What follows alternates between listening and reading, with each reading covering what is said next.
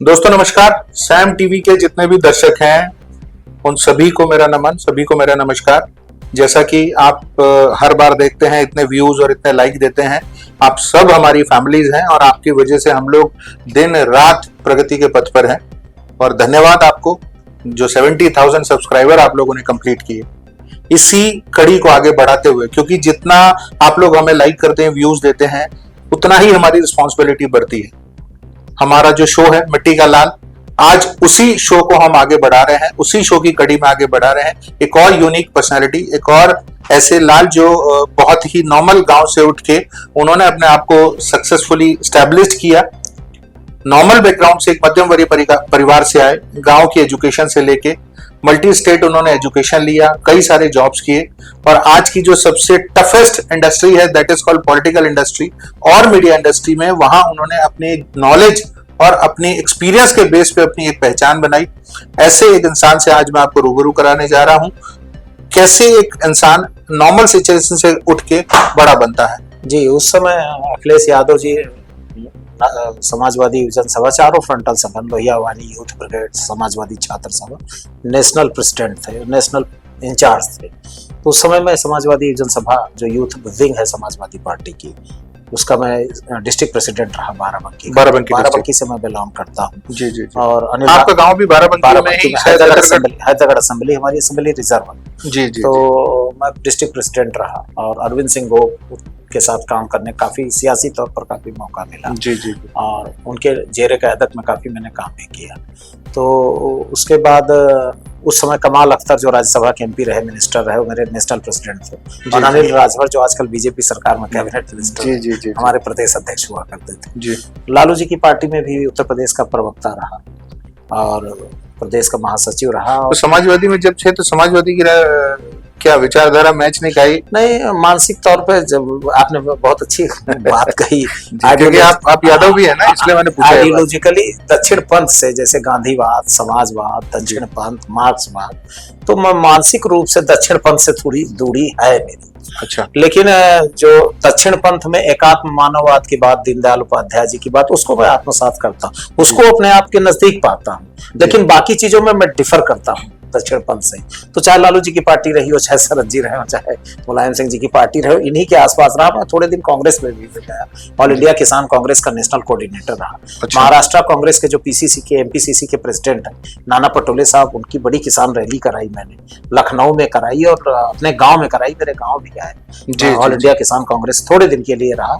लेकिन वो होता है ना कि गैर कांग्रेसवाद का प्रयोग करते करते, फिलहाल आज का जो दौर है वो गैर भाजपावाद का प्रयोग देश में हो रहा, नॉन बीजेपीइज्म का प्रयोग है। तो गैर कांग्रेसवाद के प्रयोग से सोशलिस्ट निकले, लेकिन फिर कांग्रेस के साथ देखिए कदम ताल कर रहे हैं सियासी तौर पर, वो दूसरी बात है। तो शरद जी के साथ भी मैं रहा, लोग उनके जनता दल यूनाइटेड की नेशनल एग्जीक्यूटिव में रहा। साझी विरासत का आंदोलन शरद यादव ने पूरे देश में चलाया, प्रत्येक राज्य की राजधानी में उन्होंने बड़ी रैलियां की। उसको पर्दे के पीछे मैं ही सारा डिजाइन करता था, काफी मेहनत करता था।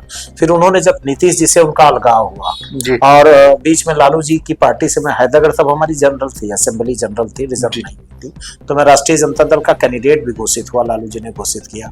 और लालू जी के रिप्रेजेंटेटिव के रूप में कई मंत्रियों ने सभाएं भी की, जयप्रकाश नारायण का। तो आपने इलेक्शन लड़ा था? इलेक्शन नहीं लड़ा, लेकिन तैयारी पूरी थी। फिर उत्तर प्रदेश में लालू जी ने कम सीटों पर सिंबल दिया। भोला सिंह जी प्रदेश अध्यक्ष हुआ करते थे, देश के पूर्व प्रधानमंत्री विश्वनाथ प्रताप सिंह जी के, उनको भामाशाह कहिए, उनके बहुत नजदीकी हुआ करते थे। तो उनके साथ काम करने का मौका मिला। और फिर शरद जी ने जब लोकतांत्रिक जनता दल बनाई, तो मैं गुजरात का, जिन राज्यों में उसी समय चुनाव थे, मध्य प्रदेश, छत्तीसगढ़, राजस्थान, पहले मुझे गुजरात का इंचार्ज बनाया था। गुजरात में छोटू भाई वसावा बड़ा नाम है वहाँ की ट्राइबल पॉलिटिक्स का, अब उनकी पार्टी है गुजरात ट्राइबल पार्टी। शरद यादव को 7 सीटें मिली थी, 3 कैंडिडेट गुजरात आदिवासी पार्टी के थे, 4 कैंडिडेट कांग्रेस के सिंबल पर चुनाव लड़े। वो पूरा मैनेजमेंट मैं ही कर रहा था पर्दे पीछे। मुझे गुजराती बहुत अच्छी आती, क्योंकि मैंने पढ़ाई लिखाई गुजरात से किया, बहुत अच्छी गुजराती फ्लो में बोलता हूँ। तो गुजरात का इंचार्ज बनाएगा, फिर मुझे मध्य प्रदेश, छत्तीसगढ़ और राजस्थान, 3 राज्यों का इंचार्ज बनाएगा।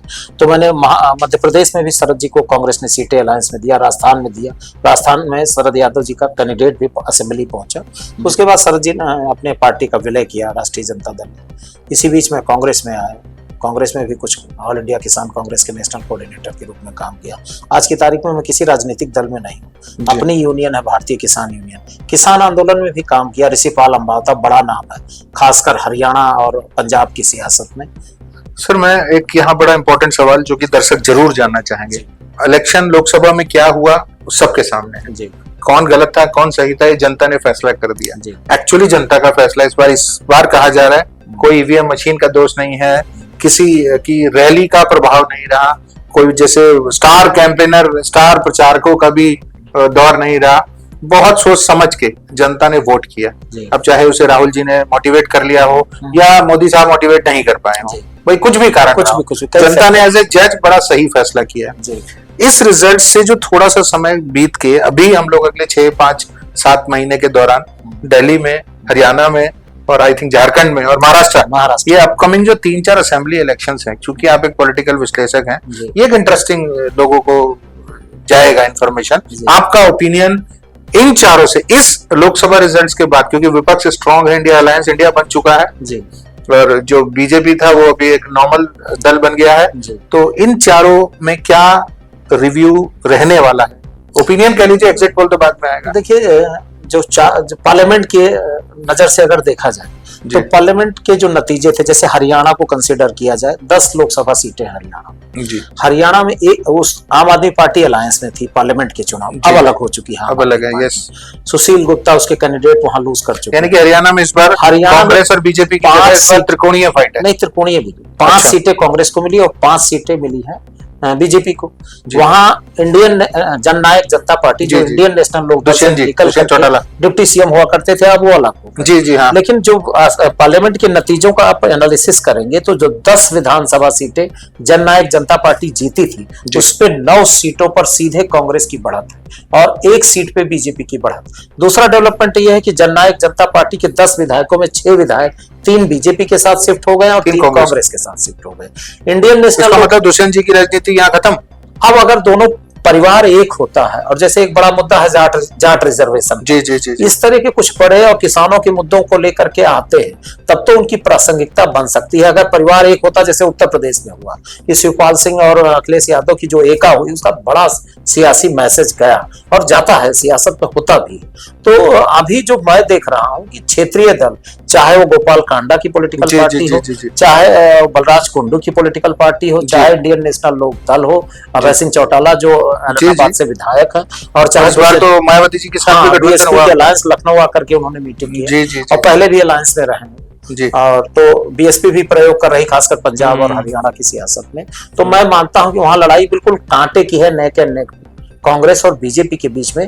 कांग्रेस मामूली बढ़त है, लेकिन बीजेपी अपनी पुरानी पोजीशन को गेन करने के लिए बड़ी जद्दोजहद कर रही है। बेसिक बात में फाइट में है, बिल्कुल कांटे की टक्कर है, मामूली बढ़त है कांग्रेस को हरियाणा की सियासत में। झारखंड पहुंचते हैं, झारखंड में आप देखेंगे कि झारखंड की जो ट्राइबल पट्टी है, ट्राइबल बेल्ट की 5 लोकसभा सीट कांग्रेस जीती, लेकिन अगर आप देखेंगे 13 की 13 लोकसभा सीटों में तो बीजेपी ने बढ़त बनाई, ज्यादा सीटें जीती है, 8 सीटें 7 सीटें जीती।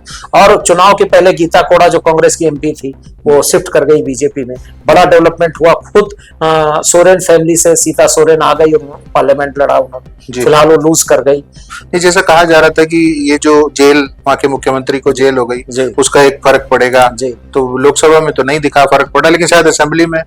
देखिए बीजेपी ने कई प्रयोग किए हैं पिछली सियासत से देखा जाए। पिछली असेंबली के चुनाव में all Jharkhand students union Sudesh Mahto सामाजिक न्याय की सियासत करते हैं और कुर्मी समाज से आते हैं, 2 बार डिप्टी सीएम रहे। वो पहले बीजेपी के साथ अलायंस में थे, जब वो अलग हो गए, बीजेपी और आजसू अलग चुनाव लड़ी। इसका एक कारण बीजेपी का हार का पिछली बार ये भी था। दूसरा, बाबूलाल मरांडी की अपनी पार्टी थी झारखंड विकास मोर्चा, प्रदीप यादव और उनके 3 विधायक थे, खुद मरांडी साहब जीते थे और 2 विधायक और जीते। तो मरांडी साहब ने अपनी पार्टी का मर्जर किया और वो स्टेट प्रेसिडेंट है बीजेपी के। तो ट्राइबल पॉलिटिक्स में एक बड़ा प्रयोग किया। दूसरा, सरयू राय, उन्होंने अपनी पार्टी जी, और बड़ा नाम है जमशेदपुर के आसपास की सियासत में, पुराने जनसंघी माने जाते हैं। सरयू राय ने भी अपनी पार्टी बना ली और वो सोरेन फैमिली के साथ शिफ्टिंग भी थी उनकी। तो सबसे बड़ी चीज ये हुई कि अब सरयू राय ने भी अपनी पार्टी बना ली है।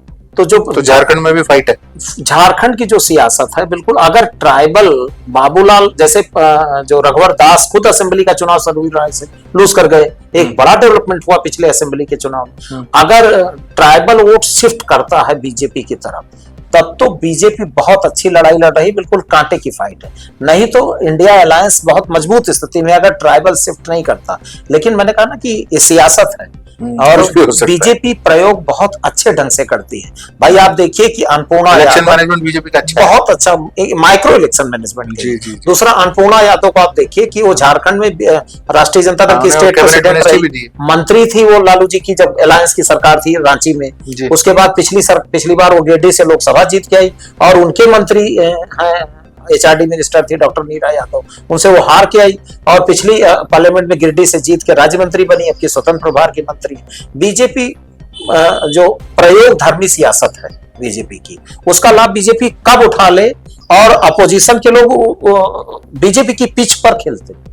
बहुत बेसिक बात बता रहा हूं, अपोजिशन बीजेपी की पिच पर, जब आप बीजेपी की पिच पर खेलते हैं तब अपने मुद्दों से भटक जाते हैं। ये जो पार्लियामेंट के चुनाव की आपने चर्चा किया, यहां पर बीजेपी की पिच पर नहीं गया अपोजिशन। जातीय जनगणना, संविधान उलझा दिया बीजेपी की पूरी सियासत को। राम मंदिर जो मास्टर स्ट्रोक था वो तो समय नहीं रहा, वो हिंदुस्तान की सियासत का और भारतीय जनता पार्टी 1980 से गठन के बाद का अब तक का मास्टर स्ट्रोक फेल हो। उसका कारण था कि अपोजिशन बीजेपी की पिच पर ही नहीं गया, वो अपनी संविधान की पिच, जातीय जनगणना की पिच, आज भी तो उसी पर बैटिंग हो रही है। आज भी पार्लियामेंट में राहुल गांधी उसी पर, और वो गेन कर रहे हैं। चैनल चेंज कर दिया, चैनल चेंज कर दिया। महाराष्ट्र की बात किया जाए, महाराष्ट्र के नतीजों को आपने देखा होगा कि महाराष्ट्र में अगर भारतीय सियासत को अच्छे से एनालिसिस करेंगे तो बंसीलाल की हरियाणा विकास पार्टी, शिवसेना और अकाली दल, ये तीनों दल बीजेपी के शुरुआत के साथी हैं। 96 में अटल जी वाली बीजेपी को आप याद करें। महाराष्ट्र में नहीं, पूरे देश की बात कर रहा हूँ। अकाली दल, शिवसेना और अकाली दल तो पंजाब से, हाँ पंजाब से अकाली दल, शिवसेना महाराष्ट्र से, और बंसीलाल जी की हरियाणा विकास पार्टी जो बाद में मर्जर हो गई, फिर हरियाणा जन उनके बेटों ने पार्टी बनाई। लेकिन शिवसेना में जो तोड़ फोड़ हुई, दो पार्टी बन गई, पवार साहब के भतीजे अलग हो गए, इसका एक मानसिक जो है वो महाराष्ट्र की पूरी सियासत पर असर पड़ गया। आप देखिए जो नतीजे आए पार्लियामेंट में, इंडिया अलायंस के पक्ष में ऐसा लगता नहीं था, कोई भी पॉलिटिकल पंडित ये मानने को तैयार नहीं था कि नतीजे इस तरह से आएंगे। तो अब वहां असली नकली की लड़ाई में महाराष्ट्र फंसा हुआ। दूसरा मराठा रिजर्वेशन और कई मुद्दे हैं। तो पार्लियामेंट की तो जो नजीर, अगर उस पर चर्चा किया जाए तो पार्लियामेंट की नजीर में तो इंडिया अलायंस मुंबई में सरकार बनाने जा रहा है, लेकिन सियासत में गंगा यमुना से पानी कब कितना बहेगा कोई बता नहीं सकता। तो जो टाइम पे बीजेपी क्या करेगी? अशोक चौहान को ज्वाइन करा है, कितने प्रयोग हुए वहां की सियासत में, देवड़ा, मिलिंद देवड़ा, बड़े बड़े प्रयोग अमित शाह जी ने किए। और अभी देखिए हरियाणा की पॉलिटिक्स में एक बात छूट गई, किरण चौधरी जब राव दान सिंह को चुनाव लड़ाया गया, भिवानी महेंद्रगढ़ से टिकट, जाट और अहीर डोमिनेटेड पार्लियामेंट है, तो वहां जब राव दान सिंह चुनाव लड़ गया, अभी उनके यहाँ ईडी की रेड वेड हुई होगी। अब किरण चौधरी जो बहुत हैवीवेट मानी जाती है हरियाणा की जाट पॉलिटिक्स में, और उनकी शिफ्टिंग बीजेपी की तरफ हुई, और उधर से चौधरी वीरेंद्र सिंह कांग्रेस में आ गए, उनके बेटे आईएएस रहे, एमपी रहे और बड़ा जाट चेहरा माने जाते हैं, कांग्रेस की तरफ से उठ कर गए।